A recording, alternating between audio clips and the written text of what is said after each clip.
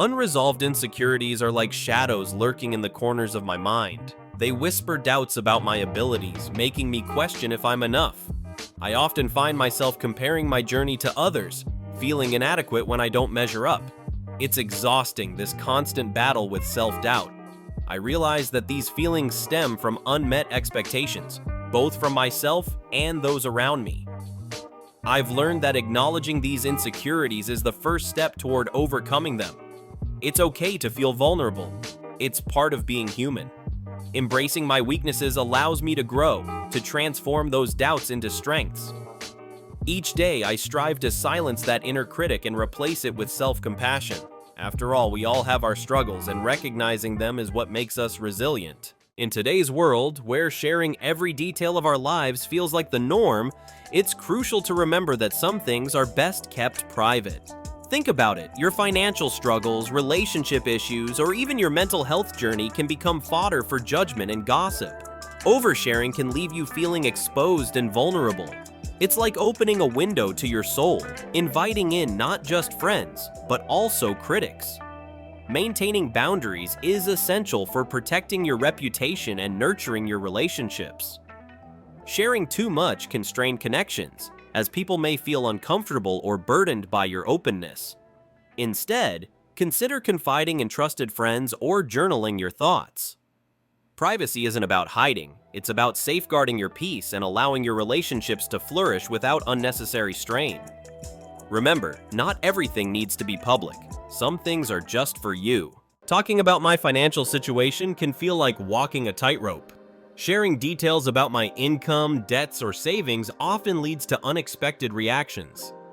I've noticed that when I open up about my bank balance, it can spark discomfort or even jealousy in others.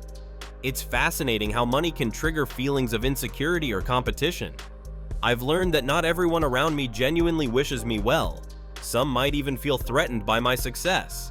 So I choose my words carefully. It's not just about numbers, it's about understanding the emotional weight they carry.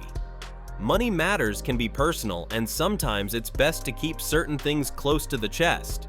After all, financial conversations can reveal more about relationships than about wealth itself. Sharing my ambitions too early has taught me a valuable lesson. It's fascinating how our brains work. When we talk about our dreams, we can trick ourselves into feeling accomplished.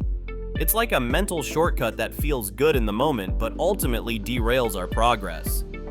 I've learned that keeping my goals close to my chest fuels my motivation. Instead of basking in the glory of what I want to achieve, I focus on the hard work required to get there. The excitement of the journey is what drives me, not the chatter about it. So, I'm embracing the quiet hustle, letting my actions speak louder than my words. In the end, it's the results that matter, not the conversations. I've learned that true generosity isn't about shouting from the rooftops. It's about the quiet moments of empathy and compassion that often go unnoticed. When I donate or help someone, I remind myself that it's not about the recognition. Boasting about my good deeds can actually diminish their value. It's like holding on to resentment is like carrying a heavy backpack filled with stones. Each grudge adds weight, making it harder to move forward. I used to think venting about my frustrations would help me feel better, but it only fueled my anger. The more I talked about my grievances, the more I found myself trapped in a cycle of bitterness.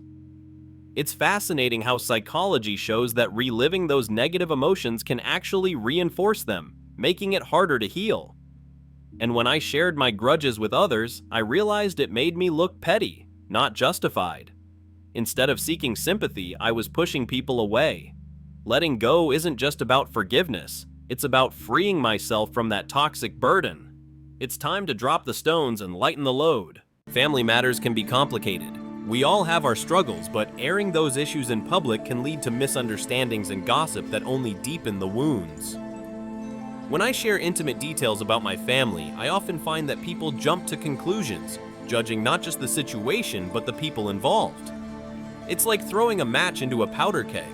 What starts as a simple conversation can explode into rumors that linger long after the discussion ends. Psychology tells us that keeping family matters private protects not just our relationships, but also our mental well-being. It's crucial to find trusted confidants, not just anyone who will listen. After all, our families are our safe havens, and preserving that sanctity is essential, so let's keep the dirty linen where it belongs, behind closed doors.